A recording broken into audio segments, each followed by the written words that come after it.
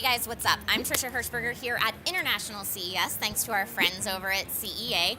And I just wanted to give you a rundown of some of the announcements that were made today. Now again, CES doesn't officially start until tomorrow, so the only thing that we've seen today is press conferences that are for press only. So I'm telling you secrets you're not supposed to know. No, that's all right, I'm totally allowed to tell you. So here we go. So some of the highlights that we heard from today from LG included the Life Band Touch, which is kind of like if, say, the Fitbit and a smartwatch got together, made sweet, sweet love and had a baby. That would be the Life Band Touch. It's pretty sleek looking and it actually has a little LED display on the band itself, so it's not necessary to sync it up to any kind of device to see your stats. You can see them right there. It also, much in a smartwatch-like way, will get messages. It'll let you know if you have any incoming calls, etc. LG also made some heart rate earbuds. Yeah, that's right. Takes your pulse right inside your ear and lets you know your heart rate, so you can certainly use those two things together or separately if you're looking for some new fitness tech this year. Now, we also know that LG is big on TVs, and they launched their big baby. It's a huge 105-inch LED curved TV. Yeah, it's pretty big.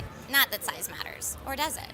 They also showed off a pretty sweet 77-inch UHD OLED TV, also offering this in both a 55 and 65-inch side to consumers this year. And the big announcement I was waiting for from LG was to see a actually flexible phone, like one that curved almost 90 degrees as was rumored. That didn't happen. But we did find out that the G Flex phone, which up till now was only offered in Asia, will be coming to US this year. So that's pretty cool. If you like a curved phone that hugs your butt real nice in your jeans. So I hear. Haven't put one on my butt yet, though. AT&T announced the idea of sponsored data. They have some big companies on board that will actually pay your data charges for you when they're visiting their site. This is kind of similar how to when you're on an airplane, say you're able to get free Amazon access without paying for the Wi-Fi, and that benefits Amazon, so they're willing to give that to you. This is the same kind of thing. When it first launches, the companies that will be on board are Akudos, Coney, and United Health. Companies I haven't heard of is really what it is. But they're hoping to get some bigger companies on board soon. I don't necessarily know that Netflix is going to pay all that data for your streaming for you, because I don't know that that benefits them. But other companies will, and that's less money out of your pocket, so that's good. The only big announcement from Sharp that I care about is their Aquos Quatron Plus. It's a fake 4K TV. Yeah, you heard that right. So it's not really 4K, but it's capable of showing you 4K content on it in a nice way. So faux 4K.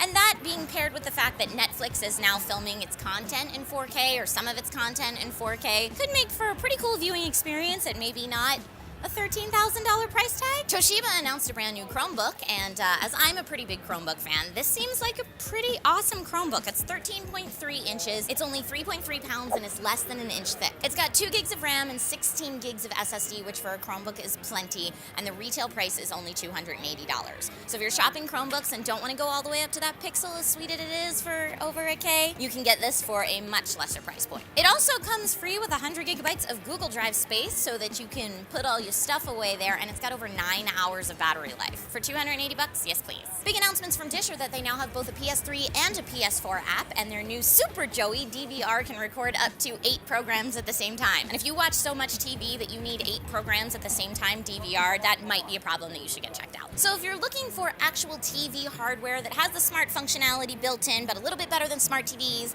you're not quite ready for Apple TV because it's not here yet, and Google Chromecast isn't just doing it for you, Roku TV is here in a 32-inch to 55-inch varieties. They're partnering with both Hisense and TCL to make the hardware. There should be 3 models from each manufacturer available this fall. Big news from ASUS is the Transformer Book Duet TD300. Not only is this a 13.3-inch tablet that doubles as a laptop when you pop on that sweet keyboard cover mixture, but it runs both Windows 8.1 and Android, and you can switch back and forth with just the switch of a button. That's pretty cool. But unlike other tablets out there, this one's really got quite a performance base to it. It's got a quad-core i7 processor in there. It's got 4 gigs of RAM and 128 gigs of internal storage built in already. Ports on the device include 1 HDMI, a LAN, 1 USB 3.0, and 2 USB 2.0 docks. So it really is kind of like a laptop that looks like a tablet. But the TD300 is far from perfect. It's only rocking 1920 by 1080p resolution, with, in comparison to all of the major retina display type tablets that are out there isn't quite as competitive in that market. It's also only running Android 4.1, and when you've got the keyboard on it, it is kind of thick and bulky. But depending on price point and when it comes out, this could be a good option for some consumers. So that's what we've learned up until now from the press conferences here at 2014 International CES. Make sure to stay tuned back to SourceFed Nerd and SourceFed to see all of the stuff that we got going on. As we find it out, we'll bring it right to ya. And tomorrow when the floor opens, we'll be able to get some hands-on and some interviews and share those with you guys too. Don't forget to like and subscribe if you haven't already. You can click this annotation to see all of our other stuff across all of our channels. My name's Trisha Hirschberger, and oh yeah, if you want to check out CEA, who's the place who produces CES, you can click the link in the description below. Bye-bye.